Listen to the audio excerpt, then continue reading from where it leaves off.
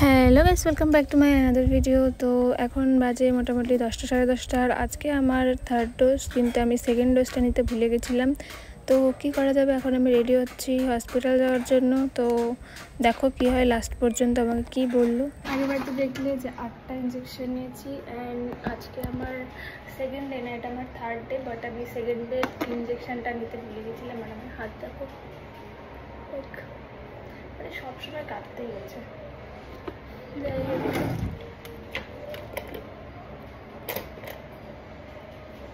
হালকা চুলকা মেকআপ তো করতে পারবো না, বাট সানস্ক্রিন।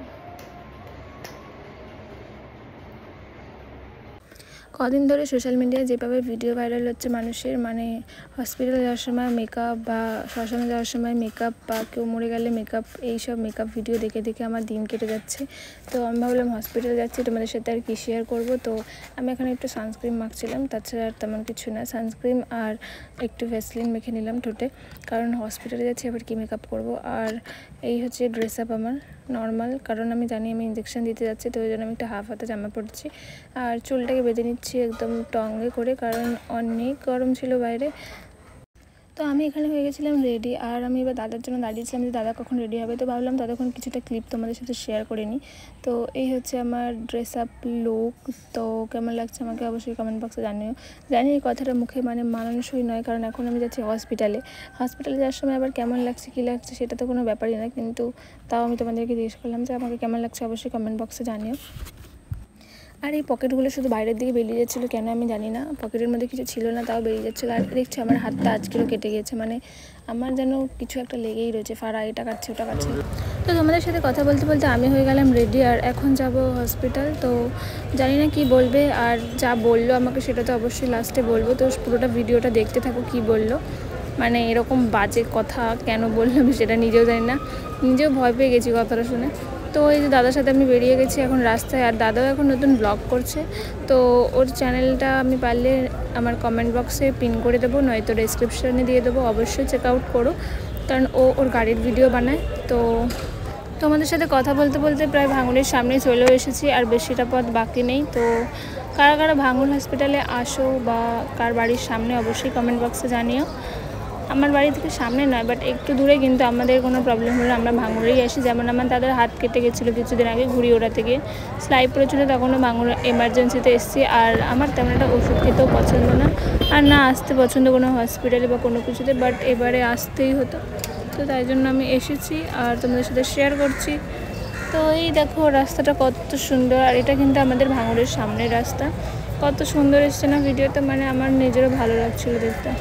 এবার নর্মালি ইঞ্জেকশন চলে এসেছি ভাঙুরের সামনে, কিন্তু ইঞ্জেকশন নিতে গিয়ে কী হলো আমার সাথে দেখো। এখানে ঢুকছিলাম ভিতরে, কারণ প্রথমে ভাবছিলাম হয়তো এই যেটা নর্মাল গেট সেখান থেকে ঢুকতে হবে, বাট তারপরে মনে পড়লো যে আমরা তো এমার্জেন্সিতে এসেছিলাম একদিন, তো অবশ্যই এমার্জেন্সিতে গিয়ে আগে খোঁজ করতে হবে, কারণ আজকে যেহেতু রবিবার কোনো টিকিট হবে না আলাদা করে এটা দেখানোর মতন। আমাকে বললো যে চলো এমার্জেন্সিতে যাও। আর দাদার চাবিটা আমি এরকম করে হাতে ঢুকিয়ে নিয়েছিলাম যাতে চাবিটা হারিয়ে না যায়।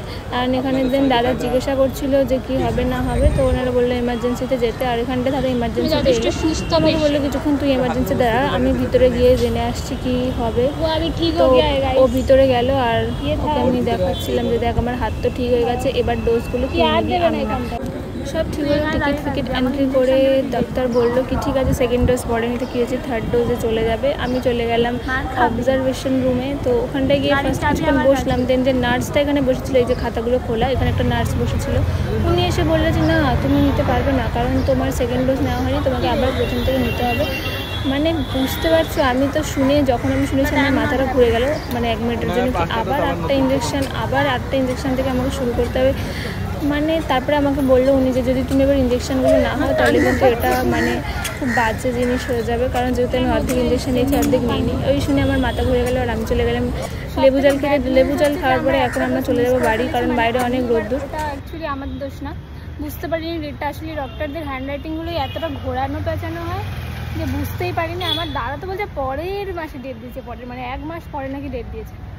তো ওই একটা ইঞ্জেকশন নেওয়া হয়নি, আর এখন যখন থার্ড ডোজ মানে যখন একটা আমাদের বাঙ্ক হয়ে গেছে বা নিতে পারিনি, তো এখন বলছে যে ওটা যখন নিতে পারিনি আবার ফার্স্ট থেকে শুরু করতে হবে, মানে আবার 8টা ইঞ্জেকশন না বললো ওর মধ্যে থেকে 3টে মনে হয় দেবে না, 3টে বা 2টো হয়তো, ওটা দেবে না কারণ ওটা দেওয়া হয়ে গেছে, ওটা লাগবে না।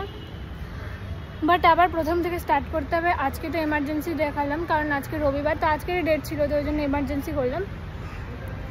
বলছে কালকে আউটডোরে ডক্টরের কাছ থেকে মানে ডক্টরকে দেখাতে হবে, ডক্টর কি বলবে ওটাই বলবে যে আবার প্রথম থেকে নিতে হবে। ওনারাই বলে দিল, নার্সরাই বলে দিল, ভিতরে যারা এমার্জেন্সিতে কাজ করে রবিবার তারাই বলে দিল যে আবার প্রথম থেকে নিতে হবে। নিয়ে তুই কিছু বলতে চাস? তোর জন্য হয়েছে? আমি জানি না, আমি জানি না। তো বেকার আসা হলো এই দিনটা। আবার কালকে এসে আউটডোরে দেখাতে হবে, আবার 8টা করে ইঞ্জেকশন নিতে হবে।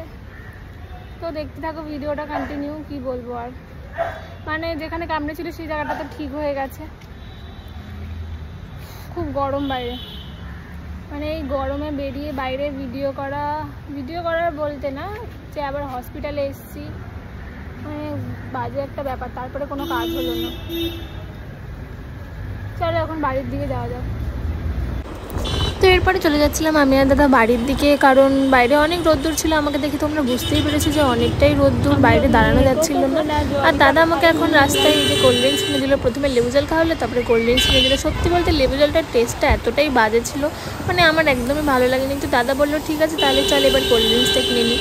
কিন্তু কোল্ড ড্রিঙ্কসটা কিনে তো নিয়েছি, কিন্তু খাওয়া আর হয়নি। যাই হোক, এখানে আমি দাদার সাথে বকবক করতে করতে যাচ্ছিলাম যে কালকে আবার আসতে হবে, এসে আবার ইঞ্জেকশন নিতে হবে। আমার মাথায় তো শুধু ওটাই ঘুরছে যে আমাকে আবার 8টা ইঞ্জেকশন নিতে হবে, যে আমাকে আবার 8টা ইঞ্জেকশন নিতে হবে। মানে এইসব ভেবেই আমি মনে হয় পাগল হয়ে যাব। এতগুলো ইঞ্জেকশন আমি মনে হয় বাপের জন্মে নিইনি, এই প্রথমবার আমি হসপিটালে গিয়ে ইঞ্জেকশন নিচ্ছি। মানে আমার জ্ঞান পড়া পর্যন্ত যে ছোটোবেলায় যে ডোজগুলো দেয় ওইগুলো ছাড়া আমি মানে সেরকম কোনো ইঞ্জেকশন আমি নিইনি। টিটেনাসও খুব কম, হয়তো 1বার থেকে 2বার আমি বাইরে থেকে নিয়েছি।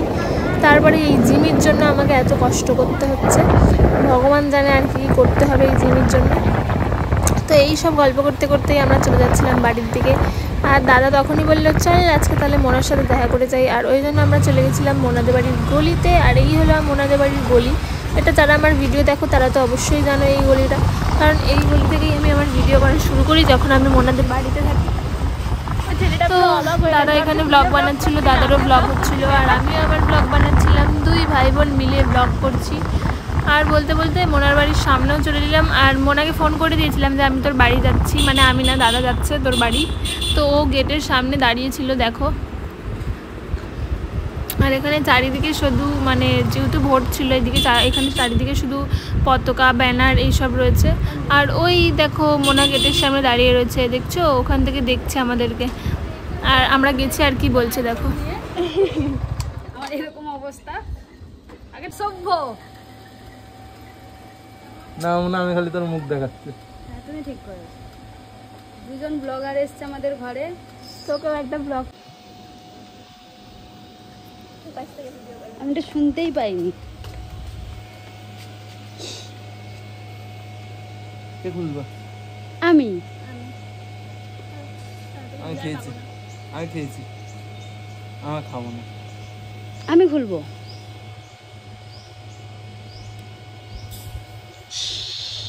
খুললো কোথায়? হয়ে গেছে। দাদা খাও। আমার ভোট আমার পরিচয়। আমি দেখাচ্ছি, আমার আঙুল কাটা আমার পরিচয়। আর আমি দেখাবো।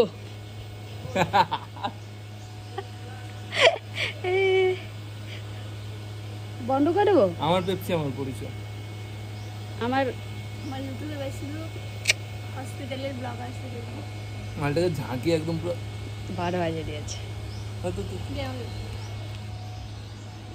আর গাইস দেখো বাড়ি বসে বসে পেপসি খাচ্ছে। সব থেকে বাজে খেতে হচ্ছে। ও ঠিক আছে, আমি লাগছি। এটা এখানে হবে। এই একটু ঠান্ডা জল মিশিয়ে একটু ঠান্ডা হয়ে যাবে।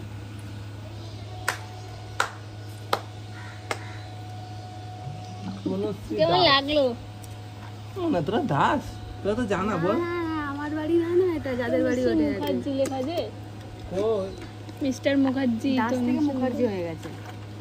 ও তো মিস্টার মুখার্জি। আচ্ছা টাটা, আচ্ছা সে রহিও, বাই বাই। তো এবার আর বেশি কথা না বলে আমি আর দাদা চলে যাচ্ছি বাড়ি। আর আজকের ভিডিও এইটুখানি, সবাইকে টাটা, দেখা হচ্ছে নেক্সট ভিডিওতে। আর ভালো লাগলে অবশ্যই লাইক করে দিও, সাবস্ক্রাইব।